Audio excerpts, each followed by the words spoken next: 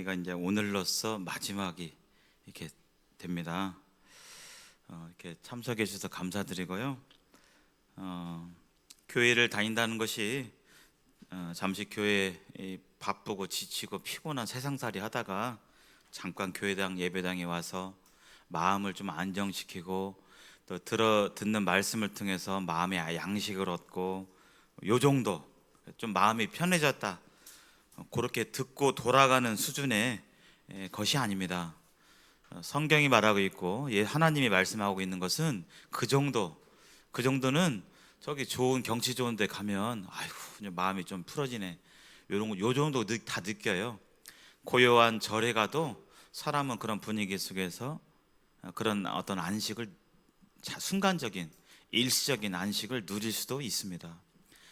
다른 종교에 가셔도 그 정도는 이렇게 어느 정도 누릴 수 있습니다. 그러나 기독교 신앙은 그 정도에서 그치지 않고 우리 마음에 있는 우리 인생의 근본적인 부분들을 해결을 받을 수 있는 그러한 것이 하나님의 말씀이고 진리입니다. 성경은 분명히 얘기하고 있습니다. 오늘이 마지막이니까요.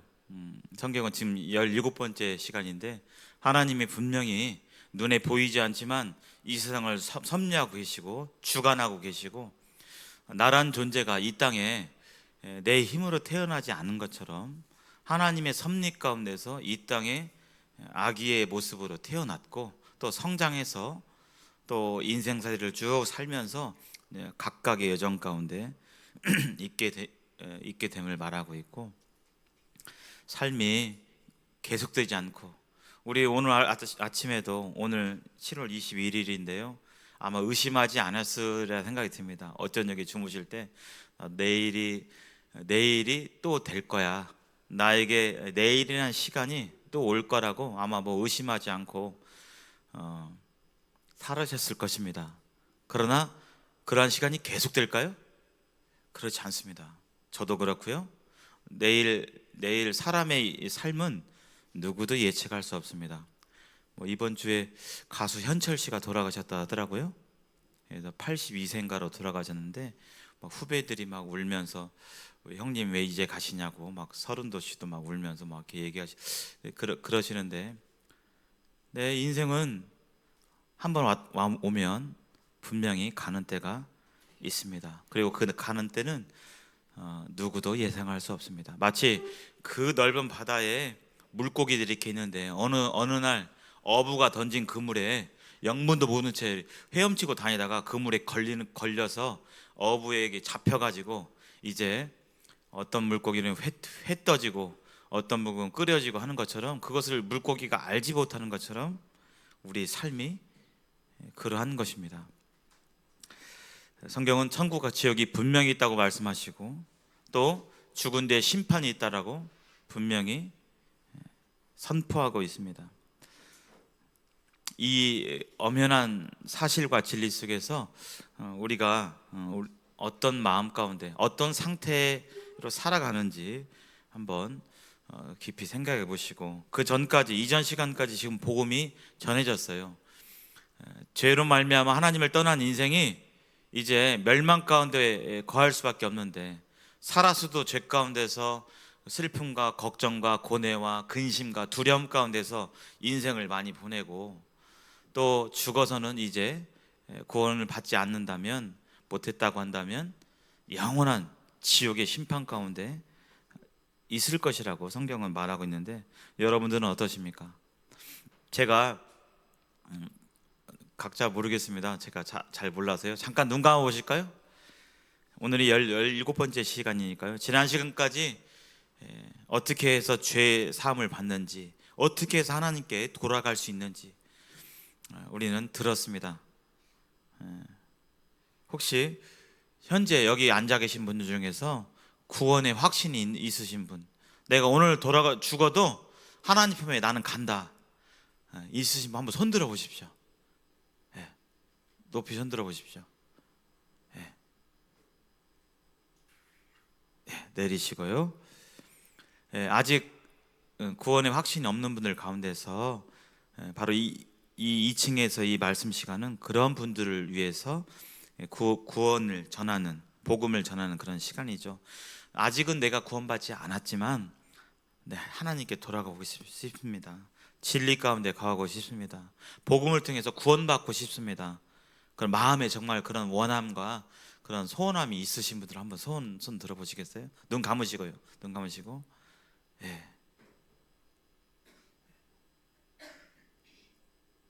네, 내려주시면 감사하겠습니다. 네, 예, 눈 떠주시고요. 여기를 한번 보겠습니다.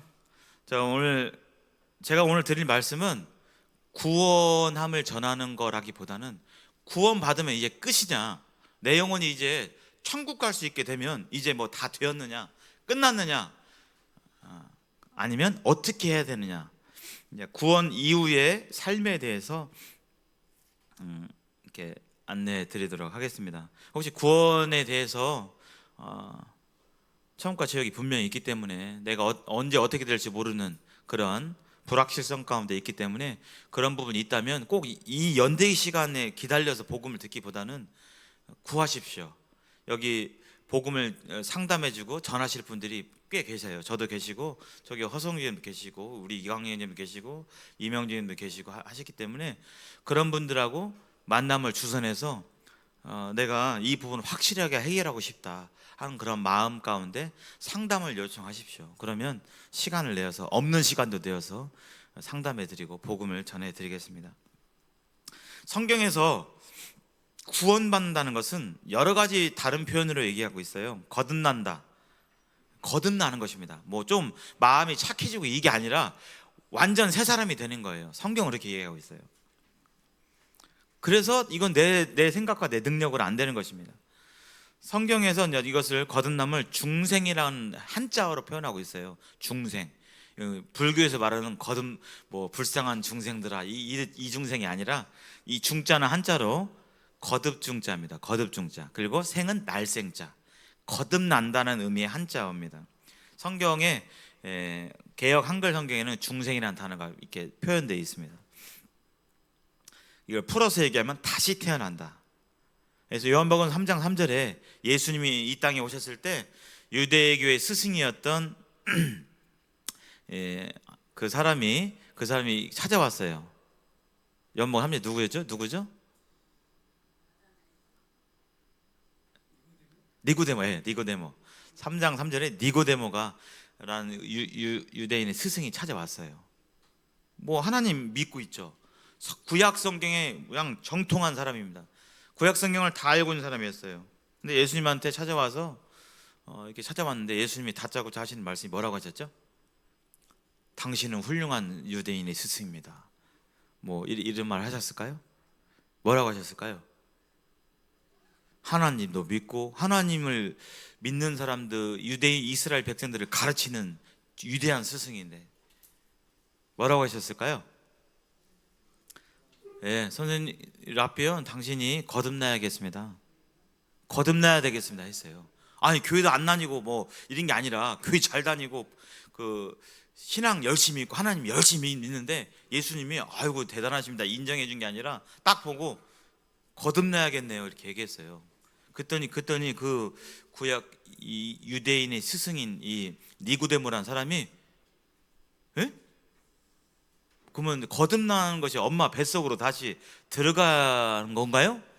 라고 물어보는, 이해를 못하니까 거듭난다는 의미에 대해서 잘 이해를 못해가지고 내가 지금 나이가 이렇게 많은데 다시 엄마 뱃속으로 들어가야 됩니까? 라고 물어봤어요.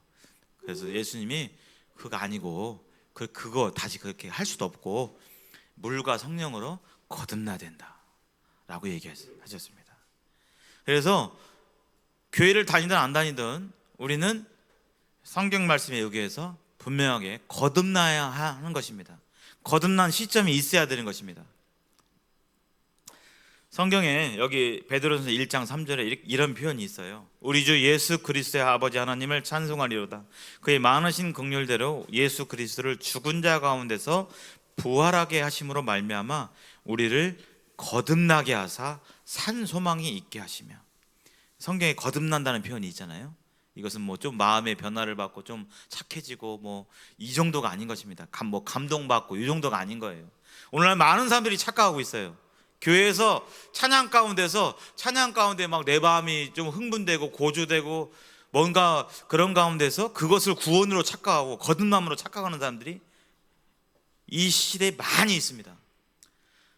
설교 말씀 듣다가 조금 내 마음을 건드리는 조금 마음이 감동이 되었거나 이런 정도를 거듭나는 것으로 착각하는 분들이 많이 계세요.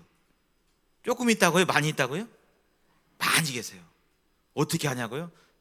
제가 많이 만나봤어요. 구원 받으셨나요? 물어보면 전부 다 그 얘기합니다. 뭐 어떤 형 철야 기도 찬양 때 제 마음이 눈물을 흘리면서 기도했다고. 근데 예수님에 대해서 어떻게 믿으시냐고 물어보면은 잘 몰라요. 저도 중학교 1학년 때 침례교회에 다니면서 제 교회 다닌 이력이 많지 않습니까? 제가 초등학교 때는 장로교회 다녔고요. 옛날에 먹을 것이 과자가 귀해가지고 막 먹을 거 준다고 하면 막 갖고, 중학교 1학년 때 침례교회 다녔고, 제가 고 1학년 때는 전주에서 유명한 바몬 교회, 유명한 성결교회입니다. 거기 다녔어요. 침례교회 다녔는데요, 제가 침례를 받았어요. 중학교 1학년 때 침례 받았습니다. 근데 침례를 주신 이유가 뭐였냐면, 왜 받았을까요?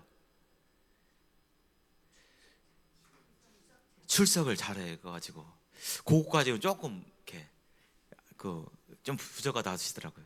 제가 중학교 1학년 여름 교회 수양회를 갔는데, 거기서 밤에 막 찬양인들을 막 그렇게 하는데, 제가 거기서 막 찬양인도 하면서 막 예수님 뭐 이 메시지도 전하고 그러는데요, 뭔가는 모르겠지만 막 찬양의 분위기 가운데 음악이 막 흘러나오고, 앞에서 전도사님이 막 이끌으시면서 막 말씀을 막 전하시는데, 제 마음이 막 그때 제가 청소년기에 또 감성이 풍부하지 않습니까?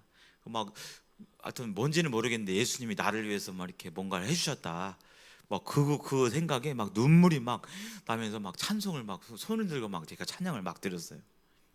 하고 막 그랬는데, 끝나고 나서 저 분반 선생님이 저 한동안 구원 받았다. 뭐 보고요? 눈물 흘리고 손 들고 막 찬송 불렀다고 한동안 구원 받았다 해가지고, 뭐 저는 구원이라는 단어도 못 들어봤어요. 근데 구원 받았다 하면서 저를 인정해 주니까, 인정해 준다는데 기분이 좋아요, 안 좋아요? 좋죠. 인정해 주는데, 저 아닙니다, 저 아직 하나님 뭐 제대로 믿는 거 아닌 뭐 그것이 뭔지도 몰랐고요. 근데 이제 인정해 주니까 제가 침례를 받았지 않겠습니까? 거듭나는 것은 그런 의미가 아니에요. 그런 정도가 아닙니다. 잠깐 감정적으로 고조되었다가 시간 지나면 사라져버리는 그런 정도가 아니에요. 오늘 많은 사람들이 그런 가운데 머물러 있어요. 성경은 얘기하고 있습니다. 그 밑에 구절을 나오는 제시하는 말씀을 모두 다 읽지는 않겠지만, 제가 함께 읽고자 하는 구절은 함께 읽겠습니다. 그런즉 함께 읽어볼까요? 시작. 그런즉 누구든지 그리스도 안에 있으면 새로운 피조물이라, 이전 것은 지나갔으니 보라 새 것이 되었도다. 그리스도 안에 있으면, 즉 구원받으면이라는 뜻입니다. 그리스도 안에 있다는 것은 구원받으면, 예수님을 영접하면 이런 뜻인데요, 예수님 영접하면 새로운 피조물이 된다는 거예요. 새로운 존재, 뭐 좀 개선되어지는 나아진 존재가 아니라 새로운 존재가 된다는 거예요. 누구 보실 때요? 하나님 보실 때. 근데 구원받으면 갑자기 우리 몸이 막 갑자기 젊어지고 주름이 싹 펴지고, 간이 아팠는데 간이 막 나서버리고, 다리가 불편해서 쩔뚝거리는데 갑자기 나서버리고, 뭐 우리 몸이 막 무슨 변화가 일어나고, 물론 그런 일이 간혹 있긴 하지만 그것을 뜻하는 것이 아닙니다. 우리 육체가 구원받는 게 아니라 우리의 뭐가요? 영혼이 구원받는 거예요. 영혼은 눈에 보여요, 안 보여요? 안 보여요. 영혼은 늙지도 않고, 영혼은 하나님께서 영혼을 주셨고 영혼까지 영혼이 갑니다. 그 영혼이 건진받는 것입니다.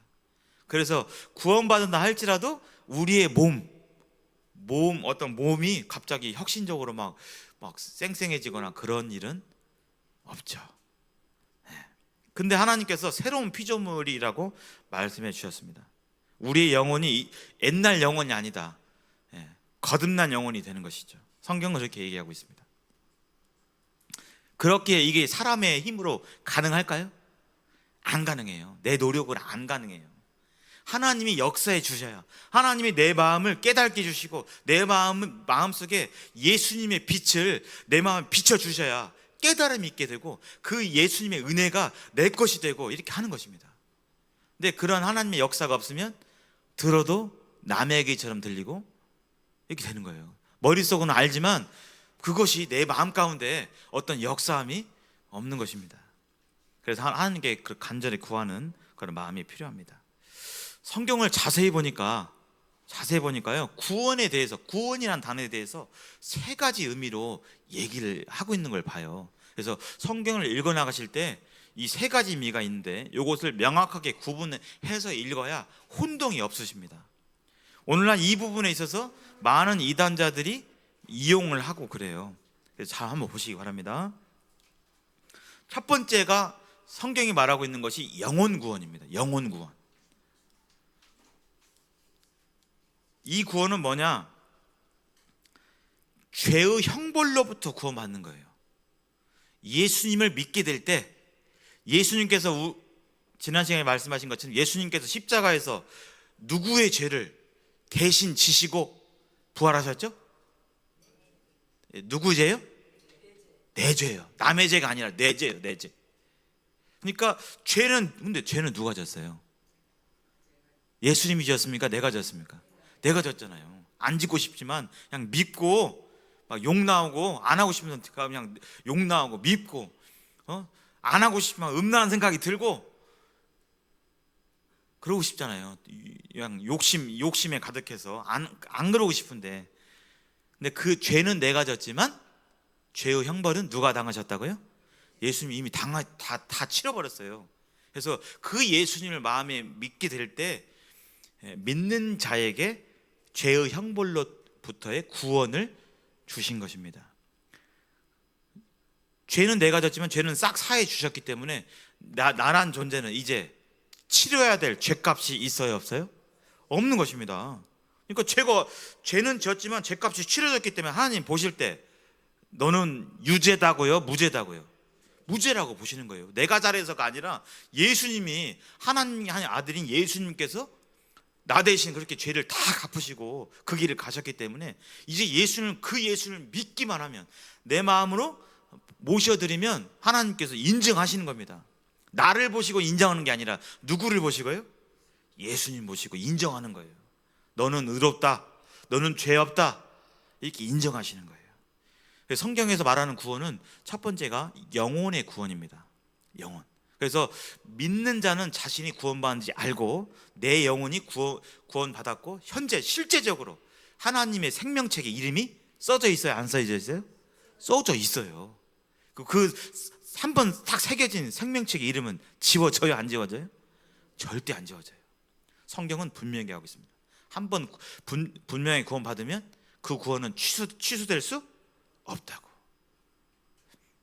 예수님께서 내가 너 이럴 줄 알았어, 내가 예수님 믿고도 죄를 지을 줄 아는 그 모든 죄까지도 싹 해결하고 가셨기 때문에 우리의 영혼은 이제 언제 죽어도, 육신은 죽겠지만 우리의 영혼은 이제 구원을 받게 되는 것입니다. 천국에 갈 수 있게 되는 거예요. 한번 읽어보실까요? 자, 시작. 믿음의 결국 곧 영혼의 구원을 받음이라. 믿게 되면 그 결론이 뭐냐면, 믿게 되고 좀 기분 좋아지고 이게 아니라 믿으면 영혼이 구원받는 거예요. 영혼이. 근데 이 뜻만 있냐? 그렇지 않습니다. 성경에 생활 구원이란 단어는 없어요. 더 좋은 단어가 있으면 좀 바꾸고 싶은데 좀 알려주십시오, 저에게. 근데 이제 이것은 뭐냐면, 구원받은 사람이 구원받았다고 해서 죄를 안 짓나요? 져요. 안 짓고 싶은데 져요. 막 욕심이 안 내고 싶은데 물건 보면 욕심 나고, 사촌이 막 남의 집이 막 땅이 막 3배로 오르면 마음이 평안하고 기분이 좋으십니까? 아니면 아이고 내 땅은 그냥 그런 마음이 들죠. 시기, 질투와 이런 것이 있는 것입니다. 구원받았지만 우리는 여전히 죄의 영향권 안에 있어요. 안 짓고 싶지만 죄가 유혹하고 그렇게 되면 나도 모르게 죄를 저지르고, 운전하다가 그냥 깜빡이도 안 넣고 딱 끼어들면 나도 모르게 옛날 습관이 있잖아요. 갖고 이런 막 욕까지는 안 가지만 이런 시까지도 막 가고 이런 게 있는 것입니다. 구원받았다고 해서 갑자기 예전에 죄악된 그런 습관이나 이런 것들이 한순간에 일순간에 싹 사라지고 바뀌어지는 것이 아니에요. 예를 들어서 사람이 그 교회도 안 나오다가 그냥 처음 복음 듣고 구원받을 수 있어요.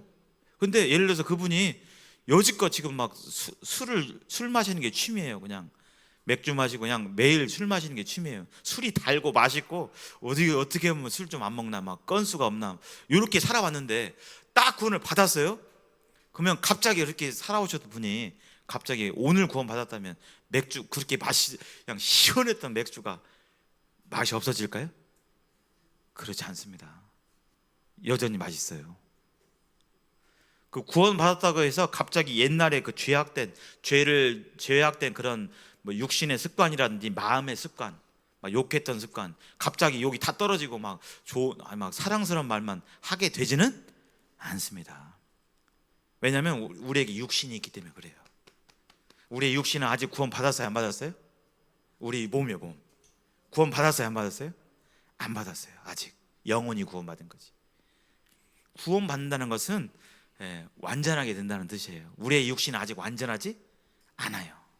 않습니다. 이게 병들고 아프고 마음도 이렇게 되고 이렇게 하는 거예요. 여기 지금 구원받은 분들은 이제 영혼 구원은 과거의 일이 되어버린 것입니다. 그럼 구원받은 분들은 현재 어떻게 지내야 되느냐? 이제 죄의 지배로부터 죄가 유혹하는데, 이제는 예수님이 우리와 함께 하셔서, 구원받고 예수님 떠난 게 아니라 예수님이 우리와 함께 하셔서 그 죄의 영향력부터, 죄의 유혹으로부터 이제 이길 수 있는 힘을 주시는 거예요. 그래서 예수님을 힘입어서 죄의 유혹을 이겨나가고 승리하고 하는 삶을 살게 되는 것입니다. 근데 그것은 저절로 되는 것이 아니라, 구원받았다고 해서 저절로 그냥 교회도 안 나가고 성경책도 안 읽고 구원받은 사람들 만나지도 않고 하나님을 위해 헌신하지도 않고 그런 교회 생활 가운데 있지 않고 그냥 전혀 성경도 읽지 않고 기도도 하지 않고 그러면 저절로 되느냐? 그렇지 않다는 것입니다. 하나님을 가까이 하게 될 때, 하나님이 빛이요 생명이기 때문에 생명에 가까이 가게 될 때 생명력 있게 이 땅에서 살아가게 되는 것이에요. 빛 대신 이 하나님께 가까이 가는 삶을 살게 될 때 내 삶 가운데 빛의 열매들이 드러나게 되는 것입니다. 내가 성장하게 되는 거예요. 그래서 영혼 구원을 통해서 생명을 얻었어요. 이제 현재는 이렇게 하나님께 가까이 나가는 삶을 통해서 그 생명이 어떻게 돼요? 자라가요. 근데 우리 몸은 밥 먹으면, 새끼 먹으면 이렇게 저절로 자라가지만 영혼은 가만히 있는다고 해서 자라지는 않습니다. 그래서 우리가 부지런히 경건한 생활 가운데서 거룩한 삶을 살게 될 때 우리의 삶이 점점 누구를 닮아가요? 예수님을 닮아가게 되는 것입니다. 점점.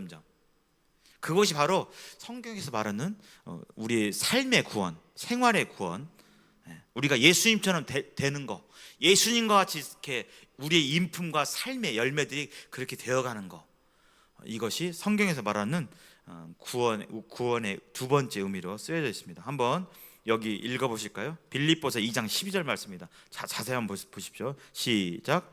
그러므로 나의 사랑하는 자들아, 너희가 나 있을 때뿐 아니라 더욱 지금 나 없을 때에도 항상 복종하여 두렵고 떨림으로 너희 구원을 이루라. 그러므로 나의 사랑하는 자들아, 이것은 빌립보서에서 바울이 믿는 성도들에게 부른 거예요. 저기 세상에 사는 하나님 모르고 예수님 안 믿는 그런 사람들에게 불러서 얘기한 게 아니라 교회 빌립보 교회 성도들한테 하신 얘기입니다. 근데 구원받은 성도들한테 구원을 어떻게 하라고요? 이루라. 구원 받았는데 무슨 구원을 또 이루? 영혼이 구원 받았는데 또 구원 받으라라고 해석하면 이게 해석이 잘 안 돼요. 이 여기서 구원을 이루라는 것은 뭐냐면 여러분이 성도들이 예수님을 하나님을 가까이 하는 삶 가운데서 바로 변화를 받아 성장해라. 이런 삶의 변화를 이끌어내라 하는 그런 의미가 되겠습니다. 성경은 이 두 번째만 얘기하느냐? 그렇지 않습니다. 마지막에 있어요. 뭐의 구원이요? 육체의 구원. 우리 몸은 지금 아직 구원받지 않았어요. 그래서 몸도 아프고 병도 걸리고 자꾸 고장이 나죠. 암이 대표적으로 뭡니까? 암이 고장난 세포잖아요. 암이 자기 몸을 위해야 되는데 자기 몸을 해야 하는 세포잖아요. 고장나 버렸어요, 그냥. 근데 이 육체도 구원받는다라고 말씀하고 있어요. 언제 받느냐? 장차 미래에. 구원받은 사람들은 육체도 구원받아요.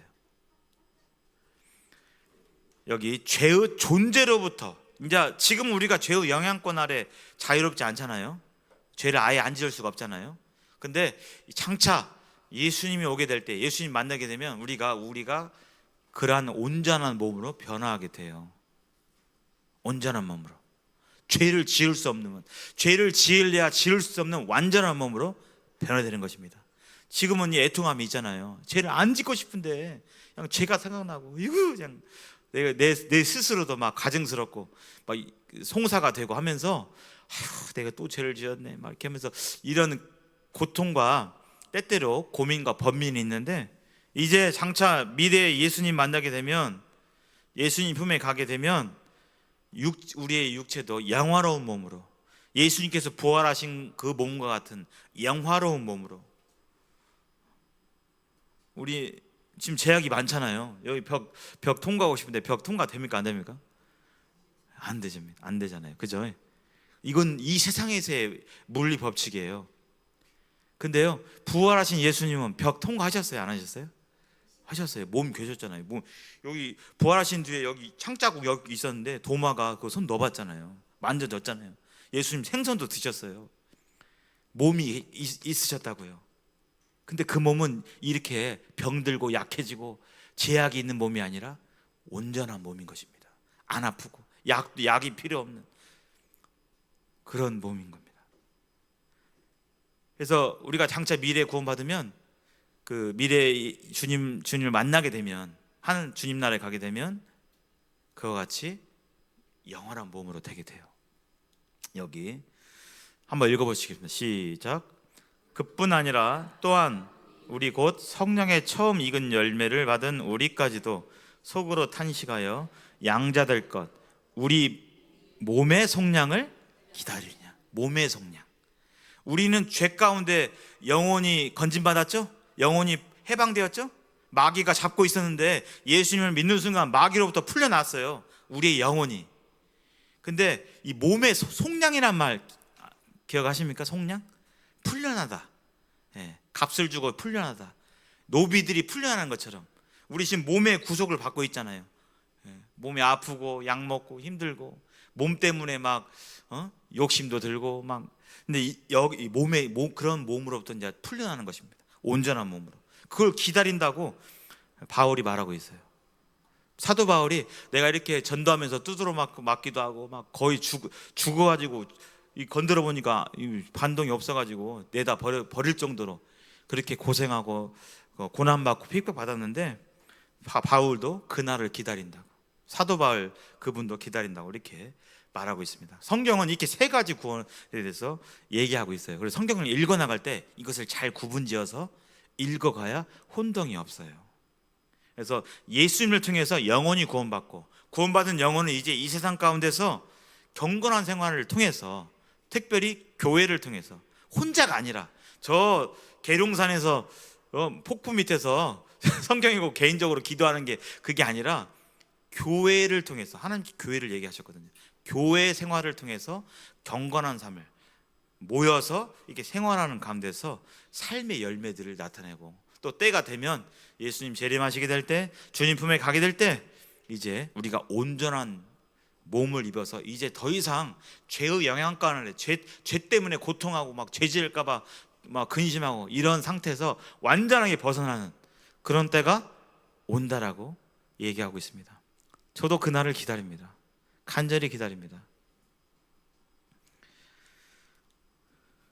자, 이제 구원받았다면 어떻게 살아야 되는가? 아까 여기 제가 한번 읽겠습니다. 눈으로 한번 보세요. 그가 모든 사람을 대신하여 죽으심은 누구 얘기할까요?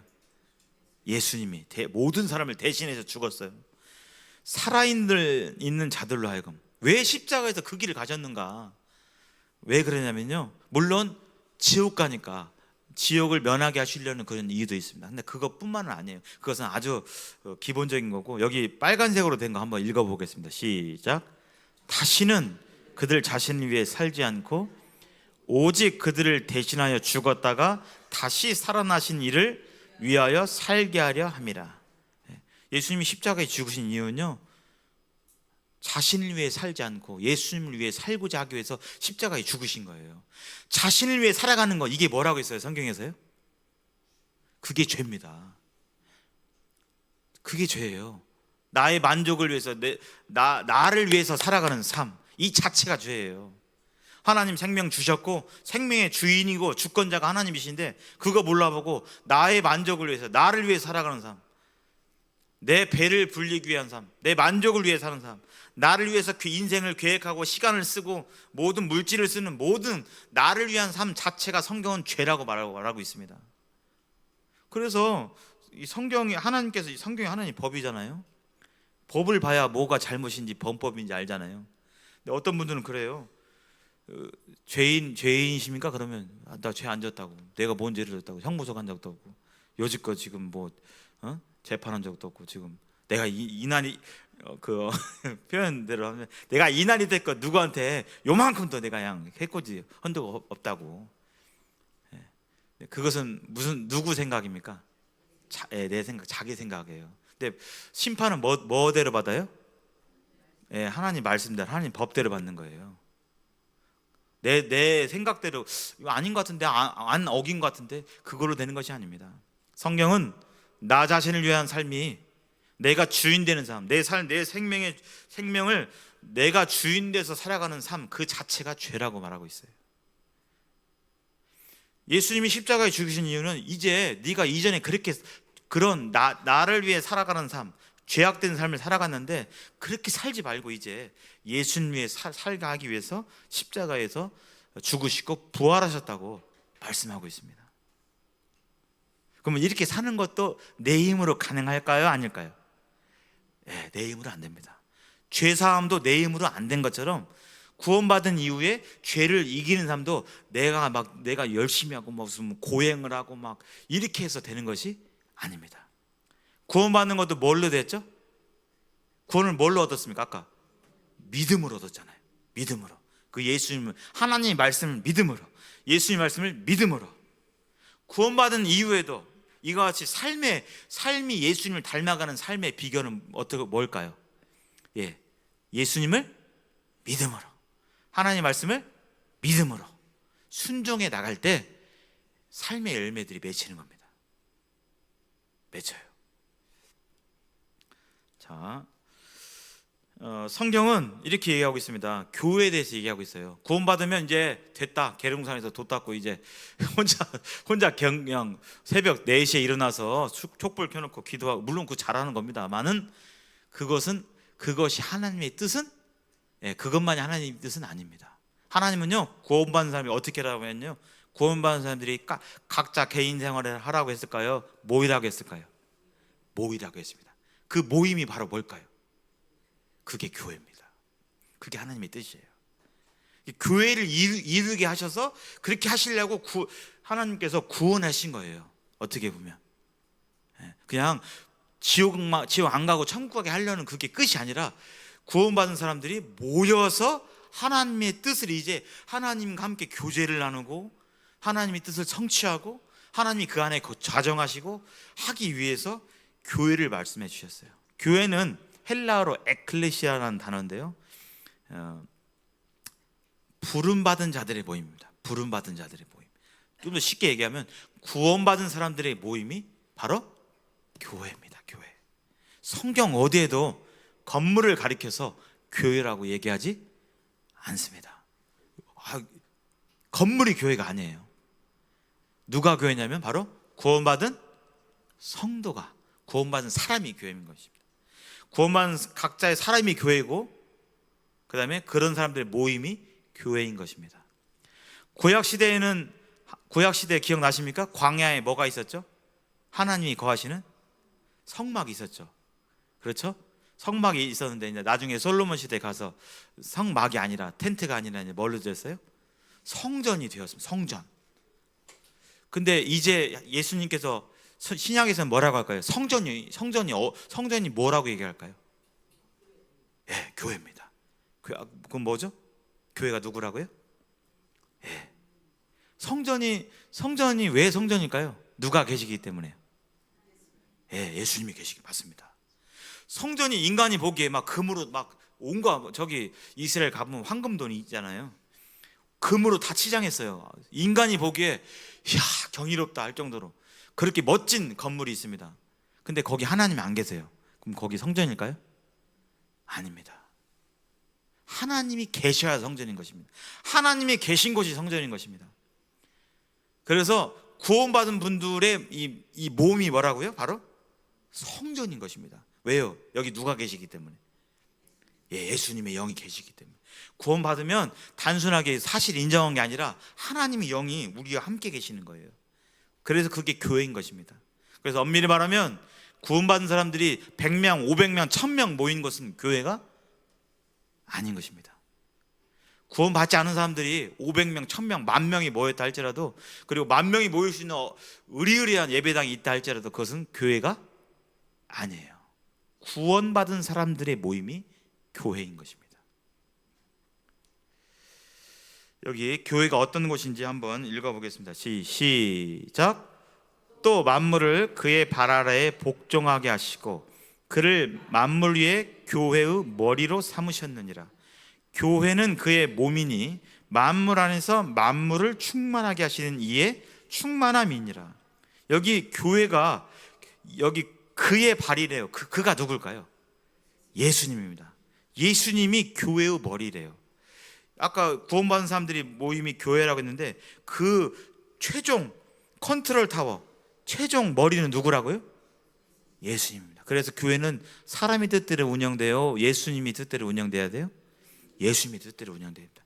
어떤 사람이 탁 두각 나서서 그 사람이 독단적으로 막 주장하고 이렇게 해야 돼 저렇게 하면서 이렇게 하는 것은 교회의 원리가 아닌 것입니다. 그래서 문제가 생기는 거예요. 사람의 뜻으로 교회가 운영되는 게 아닙니다. 예수님께 물어보고 예수님 이렇게 할까요? 저렇게 할까요? 교회도 그렇고 각 개인의 삶도 그렇고. 교회는 그의 몸이라고 했습니다. 몸이 하나님의 영광이 있는데 교회가 그의 몸이래요. 그 머리가 예수님이고, 몸하고 머리하고 따로따로요 연결돼 있어요? 연결돼 있잖아요. 여기 따로따로 있으면 큰일 나잖아요. 예. 그래서 예수님 믿는 사람들은 지금 예수님하고 뗄래야 뗄 수가 없는 겁니다. 밝히 말씀하고 있어요. 내가 너를 떠나지 않겠다. 근데 사람은 이 심령이 약해서 아직 우리가 육체 가운데 있기 때문에 그냥 고난이 찾아오고 안 좋은 일이 생기면 하나님 가까이 없는 것 같아. 하나님 좀 멀리 계신 것 같고, 내가 뭔 잘못을 하면 하나님 나를 좀 이렇게 많이 이렇게 하는 것 같은데 그건 내 느낌이고, 하나님은 결코 떠난다고요? 안 떠나신다고요? 안 떠나세요.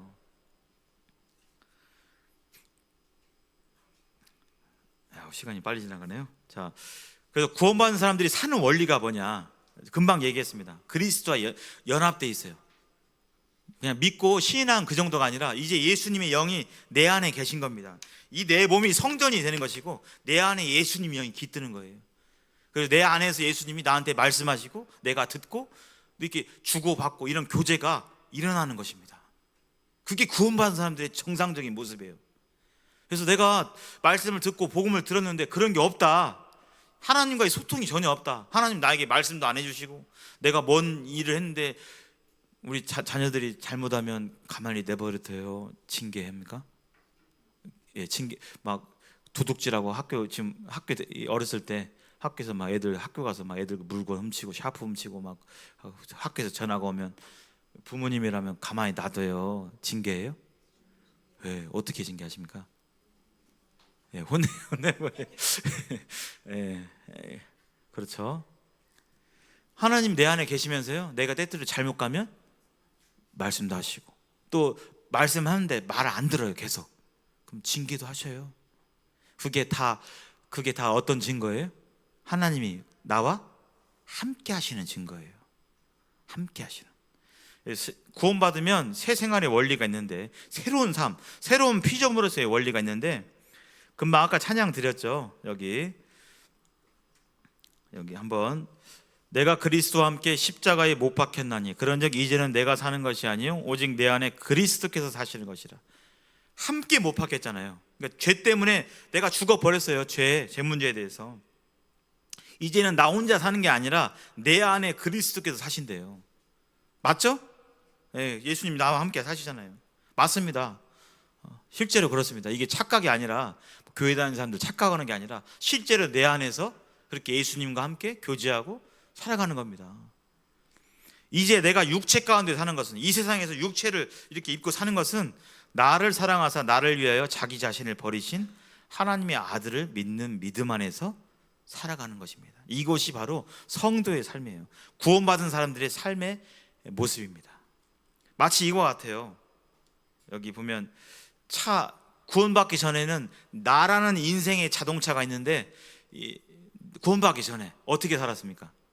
누가 이제 누구 마음대로 운전해요? 내 마음대로. 아이고 서울 좀 가볼까?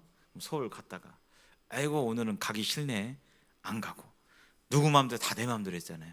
근데 구원 받는다는 것은, 아까 누가 이제 누구랑 같이 산다고요? 예수님이 같이 사세요. 근데 예수님이 운전대를 잡기보다는 아직은 내가 잡고 있는 거예요. 근데 이 차의 주인은 누구예요? 납니까? 예수님입니까? 예수님이십니다. 예수님이 뒷자리에 앉아 계세요. 나는 이제 기사가 되는 것입니다. 왜냐면 이 차가 기사 거예요? 사장님 거예요? 사장님, 우리 사장님 대신 예수님, 회장님 대신 예수님 거잖아요. 나란 인생, 이 육체와 내 인생 자체가 이제 예수님의 피로 값주고 사신 거예요. 우리를 예수님의 피로 사신 거예요. 우리의 인생 자체를. 그러니까 우리의 인생은 이제 내 거예요, 내 것이 아니에요? 내 것이 아니에요. 이 자동차가 회장님 거라고요. 대신 이 자동차를 내가 운전대 잡고 있는 거예요. 근데 김 기사가 마음대로 갑니까? 가기 전에 항상 뭐 하죠? 시동 탁 켰습니다. 그러면 그냥 자기 아무 말도 없이 그냥 막 자기가 가고 싶은 대로 갑니까? 뭐라고 하죠? 회장님 오늘 어디로 모실까요? 어디 갈까요? 어디 가서 어떻게 할까요? 여쭤보잖아요. 그럼 회장님이 이렇게 하거라 저렇게 하거라 그러면 네, 그렇게 순종해서 가는 것입니다. 근데 우리의 아까 말씀드렸지만, 우리의 아직 육신이 있음으로 말미암아 때때로 말을 잘 들어요, 안 들어요? 안 듣고, 회장님이 말씀하셨는데 저기로 가거라 그랬는데 1시간 있다 가겠습니다. 한 일주일, 지금은 좀 가기가 싫고요. 지금은 좀 때가 아닌 것 같고요. 제가 한 일주일 생각해보고 제가 결정해서 가겠습니다. 이렇게 하는 경우도 있어요. 그래서 내 안에 사신 예수님께서 말씀하시게 될 때, 그 말씀에 대해서 순종해서 나가게 될 때, 이 자동차가 굴러가게 될 때 뭐가 맺힌다고요? 삶의 열매들이 맺혀요. 내 마음대로 살게 되면, 아까 나를 위해서 내 마음대로 사는 삶 자체가 뭐라고 했죠? 그게 바로 죄라고 그랬잖아요. 그 죄를 지을 수 있는 것입니다. 그래서 예수님의 사랑을 아는 자만이 이러한 삶을 살 수가 있어요. 내 뜻대로 사는 게 아니라, 여기 자기를 부인하고 자기 십자가를 지고 살아가는 삶. 여기 자기를 부인한다는 것은 무슨 뜻이에요?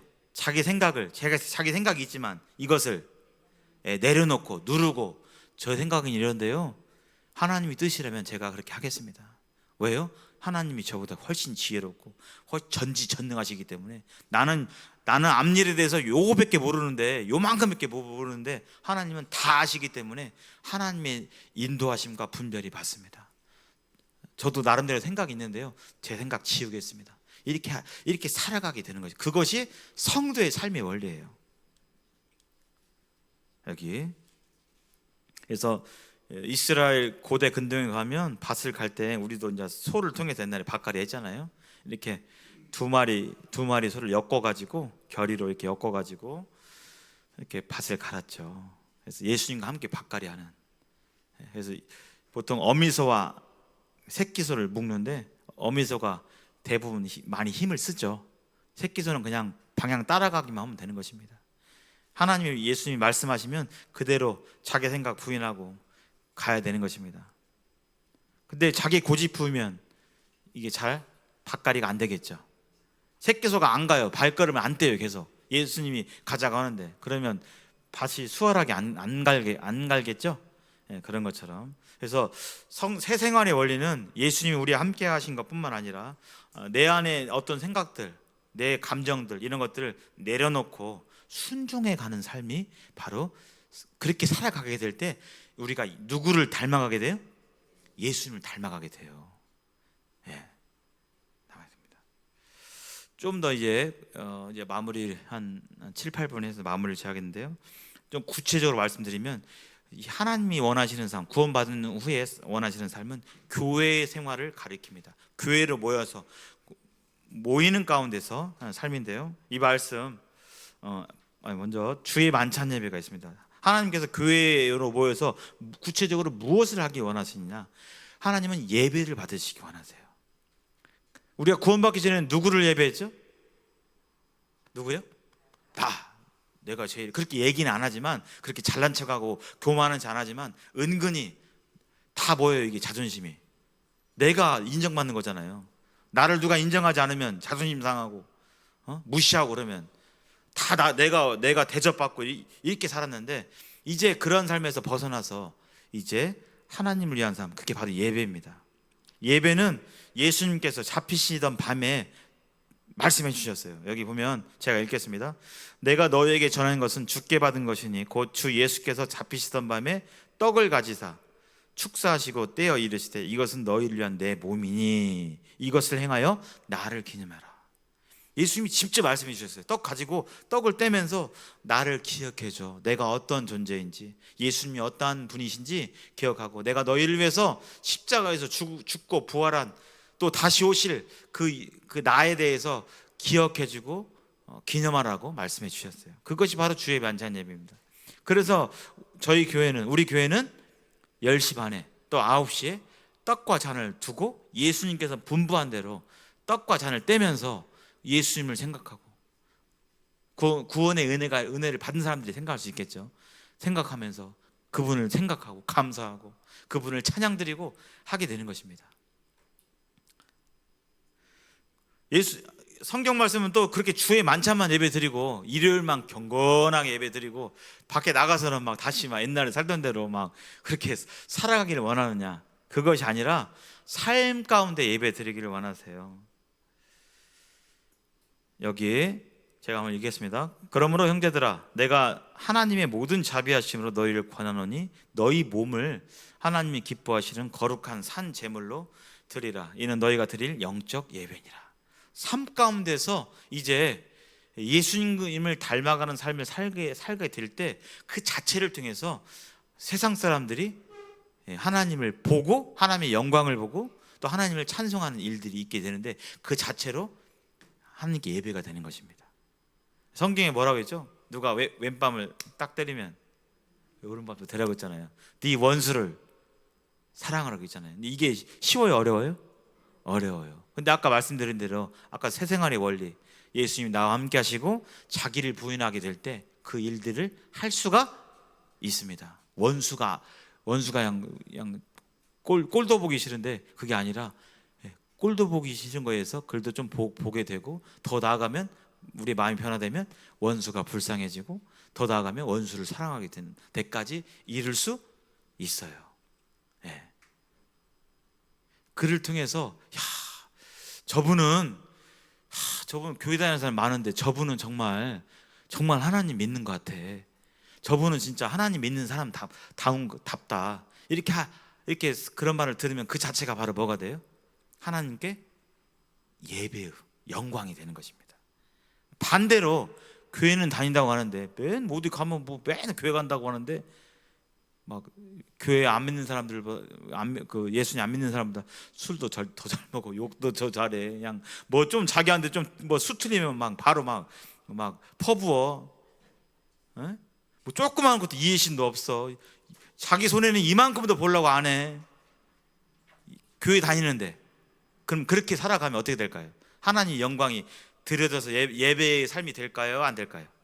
안 되는 겁니다. 오히려 더 하나님 영광이 가려지게 됩니다. 아이고, 교회 다니는 사람들이 더 그래. 교회 예수님 믿는 사람들이 더 이기적이고 그냥 더 이상해. 막 요런 말이 듣게 되는 거예요. 그래서 한국 교회가 엄청나게 많지만 한때 1,000만이 넘었어요. 뭐 흔하잖아요, 교회 다니는 사람들. 근데 기독교에 대한 반감이 있는 이유가 뭐냐면 교회는 다니지만 거듭난 적이 없어서 새로운 피조물이 아니기 때문에 어거지로 구원받지 않으면 이런 삶을 살 수가 없어요. 삶의 열매가 맺혀질 수가 없어요, 절대. 거듭나지 않으면. 그러니까 교회는 다니지만 거듭나지 않았기 때문에 삶의 거룩한 열매들이 안 맺히니까 교회는 다닌다고 하는데 말하는 거나 행동하는 거나 별 차이가 없어요. 그러니까 사람들이 손가락질하고 이렇게 하는 경향이 있는 것입니다. 아이고, 빨리 마무리 시작했네요. 자, 이 말씀 한번 읽어보겠습니다. 아마 이 말씀 읽는 마지막 말씀인데 읽어보겠습니다. 시작. 서로 돌아보아 사랑과 선행으로 격려하고 모이기를 피하는 어떤 사람들의 습관과 같이 하지 말고 오직 권하여 그날이 가까움을 볼수록 더욱 그리하자. 여기 모이라고 했죠? 예수님의 재림이 가깝게 될수록 모여서 서로 사랑하고 격려하라고 말씀하고 있습니다. 그래서 저희 교회가 이렇게 모이는 거예요. 자주 모이는 거예요. 그래서 구원받은 사람들은 함께 모이기를 힘써야 되는 것입니다. 특별히 교회가 정한 정규 집회, 주일이나 수요일이나 그 외 이런 말씀에 모이기를 힘써야 되는 것입니다. 어거지로 모이는 게 아니라 힘쓴다는 건 뭐죠? 상황이 좀 어려운데 그 상황을 조금 이겨내고 오늘 뭔 일이 있는데 그 약속 좀 조정해가지고 그게 힘쓰는 거예요. 그래서 이렇게 모이는 가운데서 자주 만나서 주님의 은혜를 나누고 서로의 형편과 사정을 살펴서 서로를 세워줘야 되는 것입니다. 그리고 이 교회 가운데서 하나님의 뜻을 분별해서 은사라는 게 있어요. 하나님께서 교회를 섬길 수 있도록 은사를 주셨어요, 구원받은 사람들에게는. 그래서 어떤 사람들은 제가 지금 이렇게 예를 들어 강단에서 말씀을 잘 전할 수 있는, 복음을 전할 수 있는 복음의 은사를 주시기도 하고, 말씀을 잘 이해되게 설명할 수 있는 그런 은사를 주시기도 하고, 어떤 분들은 그냥 잘 섬겨요. 막 음식을 대접하기를 막 집에 초대해서 음식으로 섬겨주시고 선물 주시고, 이런 부분을 특별히 잘하시는 분이 계십니다. 어떤 분들은 그렇게 하시고, 어떤 분들은 기도의 은사가 있어서 막 그렇게 기도를 믿음의 기도로 막 하시고, 막 이런 은사들이 다양하게 있어요. 그런 은사들을 통해서 교회가 이렇게 세워지는데, 구원받은 분들은 이렇게 교회 생활 가운데서 은사를 활용해서 교회의 그리스도의 몸을 세워야 한다고 말하고 있습니다. 또 성도님들은 교회 가운데 이렇게 섬기시는 일들을 하셔야 돼요. 그래서 자매님들은 지금 6층에서 뭐 하시죠? 조금 있으면 지금 좀 배고프시죠? 곧 다 됐네요. 여기 와 있을 겁니다. 그거 이렇게 봉사하시잖아요. 그렇게 하면서 혼자요, 여럿이요? 여럿이. 근데 여럿이 하면 어떻게 갈등이 안 일어나요? 일어나요? 일어나게 돼요. 왜냐하면 일하는 스타일이 다 다릅니다. 왜 이걸 미리 따듬고 미리 볶았어야지, 왜 지금 볶아, 막 이게 다 달라요. 그러면 함께 일하면서 어떻게 돼요? 그런 성품들이 이렇게 다듬어져요. 일하면서. 혼자 있으면 마음은 변하는데 인격은 안 다듬어져요. 그래서 이렇게 섬겨가면서 배워가는 것이고요. 또 뿐만 아니라 잃어버린 영혼들, 예수님 믿지 않은 사람들에게 복음 증거의 삶을 살아야 되는 것입니다. 말로 증거하고 삶으로 증거하고. 아이고 시간이 빨리 마무리해야겠네요. 자, 여기 한번 제가 읽겠습니다. 구원받으면 반드시 해야 될 두 가지가 있어요. 바로 뭐냐면 첫 번째가 파란색 글씨 뭐죠? 하나님 말씀을 읽어야 돼요. 밥 안 먹으면 힘이 나요, 안 나요? 안 나요. 밥 안 먹으면 성장이 있어요, 없어요? 없습니다. 그래서 밥을 먹어야 되는 것입니다. 영의 양식인 하나님의 말씀을 읽어야 되는 것입니다. 갓난아기들처럼 순전하고 신령한 젖을 사모하라. 이는 그로 말미암아 너희가 구원에 이르도록 자라게 하라 함이라. 여기 구원에 이르도록 자라게 한다. 이것은 영혼 구원일까요? 생활의 구원일까요? 예? 여기 구원에 이른대요. 구원에 이른다는 것은 아직 도달 안 한 거잖아요. 이것은 영혼의 구원이에요, 생활의 구원이에요. 예? 잘 생각해 보십시오. 말씀을 잘 읽으면 이제 구원에 이른대요. 예, 삶의 구원이죠.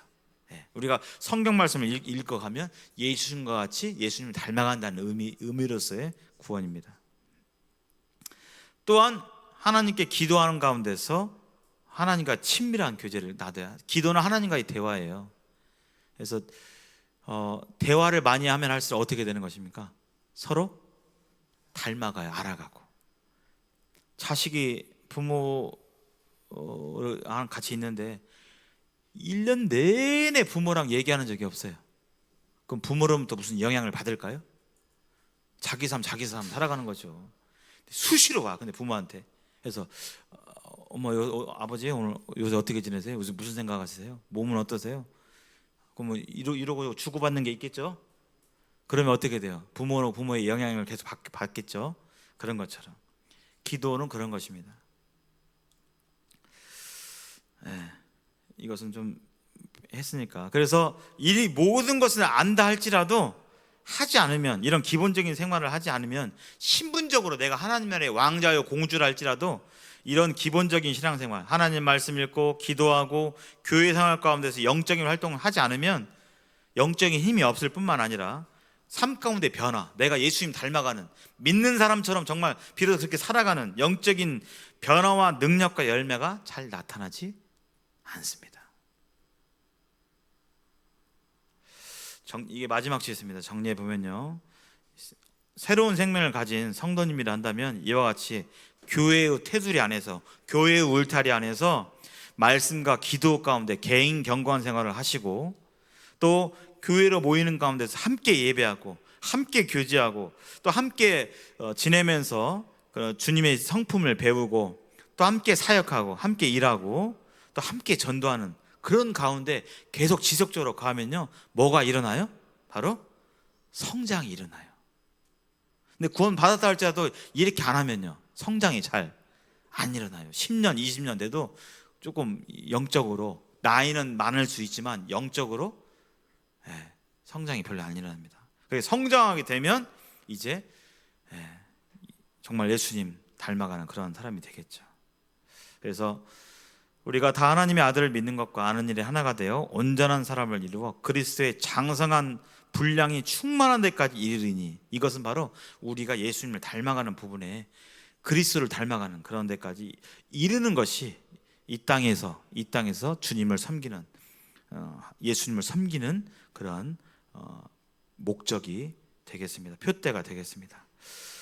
시간이 다 되어서요, 잠시 기도하고 마치도록 하겠습니다.